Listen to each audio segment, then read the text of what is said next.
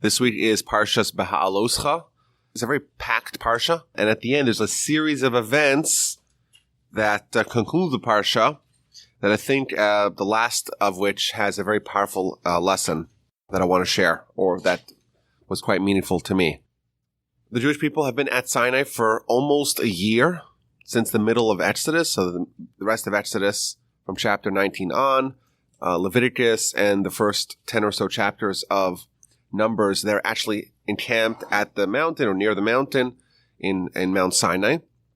And they've been studying Torah for the duration. Moshe has been teaching them all the laws of Leviticus and all the other laws. And now they're about to leave. And the assumption is that they're going to go straight into Israel. As we know, next week's Parsha, they send in the spies. And the spies come back with a bad report. And that really sends things awry. And God says, well, the spies were in Israel for 40 days, and they brought back this horrible, libelous account. 40 days are going to equal 40 years that the Jewish people are not going to be allowed to go in the land of Israel. But up until that point, the assumption is, if you look at a map, Egypt and Israel are not quite that far from each other. And there's actually a direct route, just head due north, well, slightly east. But it shouldn't take 40 years. And the assumption was that that's what's going to happen. The Jewish people are going to leave Sinai. They got all the Torah they need, and they're going to go to Israel. Now, after they leave, all kinds of terrible things start happening. They start complaining, and they start complaining about various things. They hate the manna. They've been eating manna for a year. It's so hard to eat manna. You got to think about what you want. You can't just eat mindlessly. They remember fondly all the good food that delicacies they had in Egypt for free, i.e. free from mitzvos. They're complaining. They want meat. They want a sizzling steak. They don't want to eat this manna. They start complaining in all different kinds of ways. And Moshe gets fed up with them. And he tells God, I'm sick and tired of carrying this nation myself, like a nurse carries a baby, which is, of course, a great window into Jewish leadership. It's tending to the charges, tending to the constituents like you're dealing with a baby. And God says, okay, well, I'm going to give you some lieutenants. Let's gather 70 members of the elders, the 70 people who bore the brunt of the Egyptian wrath. These were the overseers, the Jewish overseers of the Jewish subjects. They absorbed the blows intended for the Jewish brethren, and therefore they're going to be the leaders. Those are the leadership qualities. And Moshe selects 72 candidates for 70 jobs. And the reason why he does that is because there's 12 tribes, and each tribe wants to give no less than the other tribes. But 70 is not divisible by 12. It is divisible, however, by 72 is divisible by 12. And therefore, Moshe says, okay, we'll take 6 candidates from each tribe, and then we'll use God to ferret out which 2 are not qualified. How are they going to do that? They're going to put 72 cards or 72 pieces of paper. And on 70 of them, they're going to write zaken, which means elder, which means you're going to be a member of this new body. And 2 of them are blank. And then he gathered these 72 members to go, each one pull out of the hat, and whatever you pick, that's going to be your destiny. Now, there were 2 individuals, 2 of the 72 candidates, who opted to not participate in the lottery. And the reason why is because they thought that they're probably going to pick up the blank card, and they don't want to be embarrassed in front of everyone. And therefore, they're going to stay with the rest of the camp. They're not going to join Moshe and the 70 of their colleagues to go make the selection process by the Mishkan. Now, the truth was that these 2 were qualified. And in fact, 2 other people were not qualified and picked up the blank cards. And the instant that these 70 individuals were selected to help Moshe lead the nation, to be the members of the nascent Sanhedrin, they were all imbued with prophecy. God tells Moshe, I'm going to give you an extra dose of prophecy, and it's going to filter to your now helpers in leadership of the nation. So instantly you have 68 people by the selection committee, by the selection process with Moshe, by the Mishkan, who right now are prophets overnight. And then you have 2 who didn't join and are instantly imbued with prophecy, but they're amongst the nation. And they start prophesying. And they start saying things that are very disheartening to the listeners. And a whole crowd gathers around them. And they start saying, well, Moshe's going to die and Joshua is going to lead us into the land, which at that time was unthinkable. Moshe is very vital. We're about to walk into the land of Israel. Don't tell me what are you talking about? Moshe dying and Joshua. Anyhow, as the crowd there gathers, one of the people there is Tzipporah. Tzipporah is Moshe's wife. And she mouths off to a degree and she says, oh, these are new prophets. I feel bad for their wives. Of course, Tzipporah is the wife of the greatest prophet. And we're told in the Talmud, and it's hinted in the Torah, but it's not explicit, that after Sinai, Moshe separated himself from his wife. And therefore, Tzipporah's impression that if you're a prophet, you can't be with your wife. And therefore, now there's new prophets, so she starts telling the people around her, well, I feel bad for their wives because now they're on their own, like I am. Now, this is news to the people that are listening, namely her sister-in-law and her brother-in-law. That's Miriam and Aaron, Moshe's older sister and older brother. They too are prophets. In fact, the name that Miriam is giving is Miriam Hanaviah, Miriam the prophetess. She's a prophet. And she's like the women, the leader of the women, the most revered woman in the Jewish nation. And she's, wait a minute, I'm a prophet too. And Aaron's like, I'm a prophet as well. I never heard of this idea that you have to separate from your spouse. Both of them, Miriam and Aaron, were happily married. They say, wait a minute, we're also prophets. And why is Moshe any better than us that he has this, he's a greater prophet than us and he has to separate from his wife? And instantly, one, or perhaps even both of them, gets blanketed with tzaras. This spiritual leprosy is given to people speak lashon hara, speak evil talk.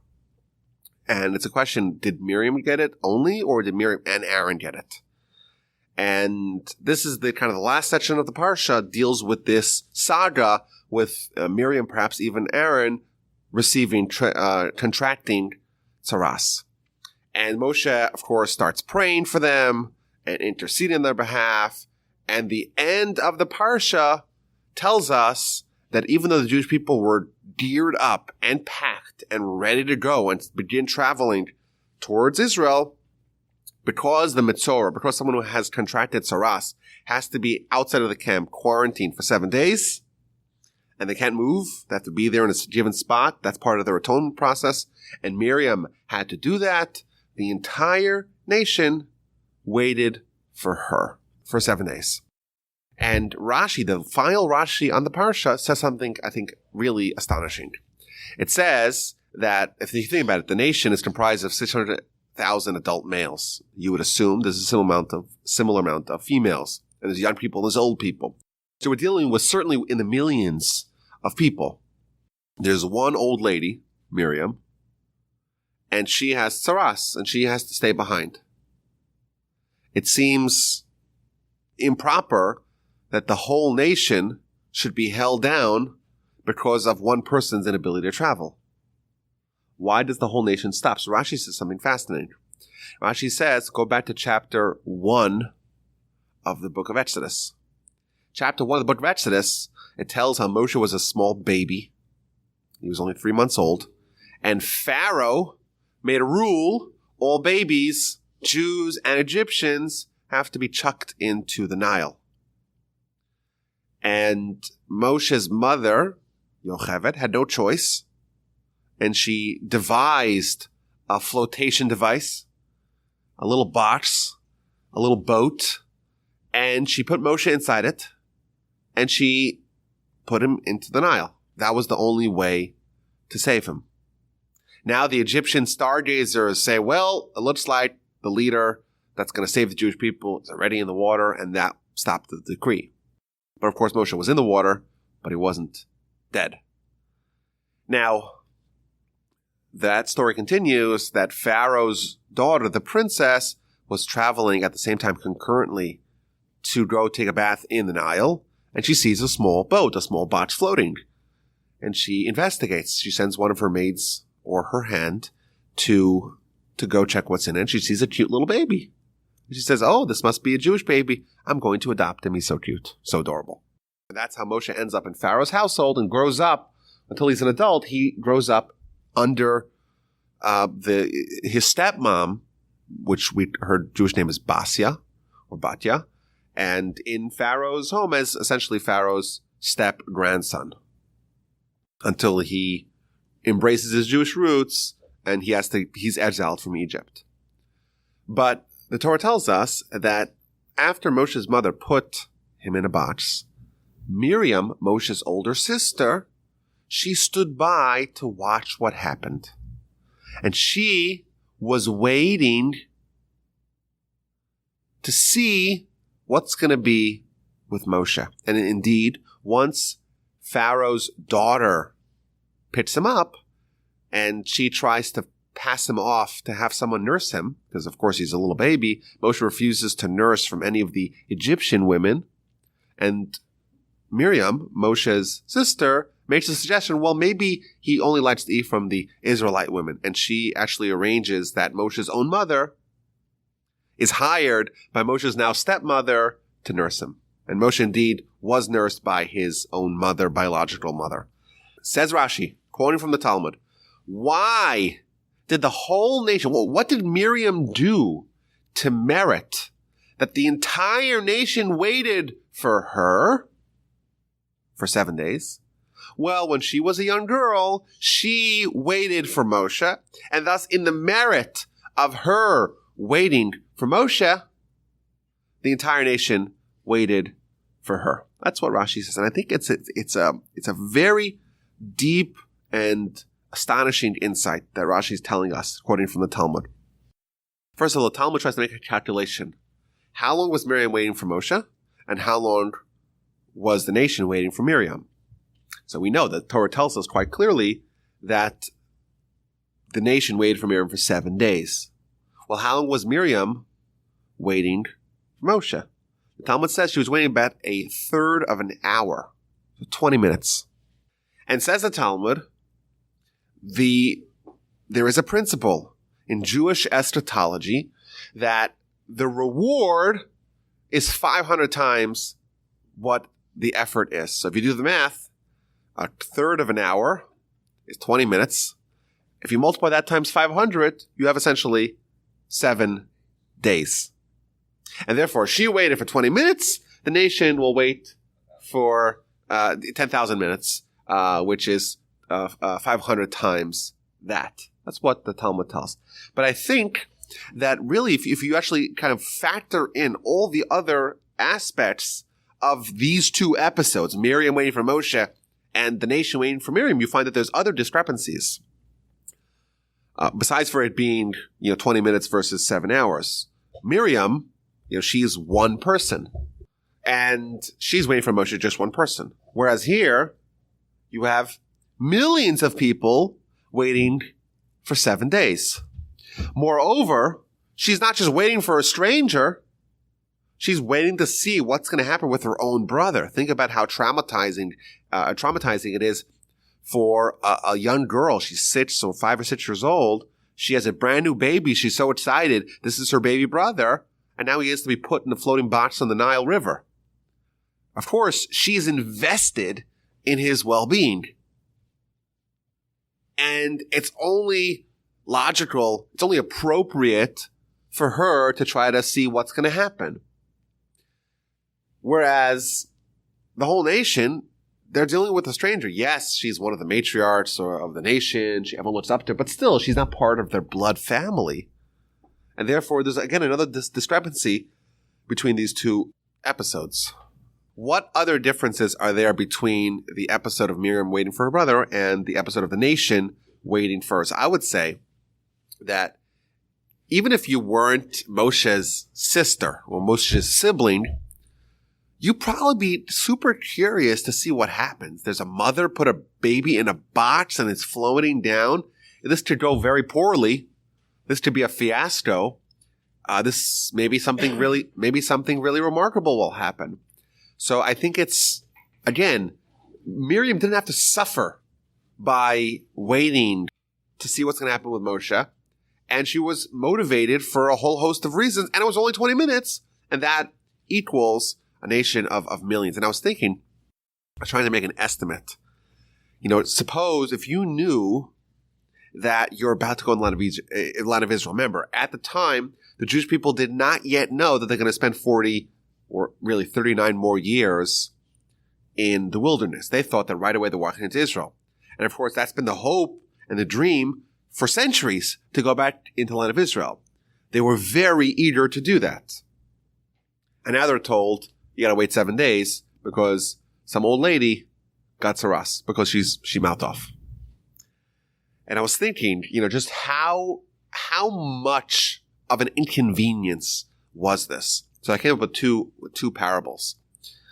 What's a time where you just don't want to be someplace? You want to be somewhere else. I was thinking either it could be you're in the DMV or the DPS in Texas.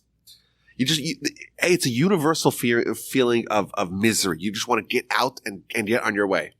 Or you're in LaGuardia Airport. How much would someone have to pay for you to spend a week at the DMV? Or to spend a week at LaGuardia Airport? To have your flight delayed and you're there for a week. You're not dying. It's not danger. It's just misery. It's just you're upset. So I was thinking, maybe this is a different number for everyone else. Maybe at a minimum, maybe 20 grand it would cost. Or what is the lowest amount? I was thinking between 20 and 40 grand it would cost people to have to spend an entire week at the DMV.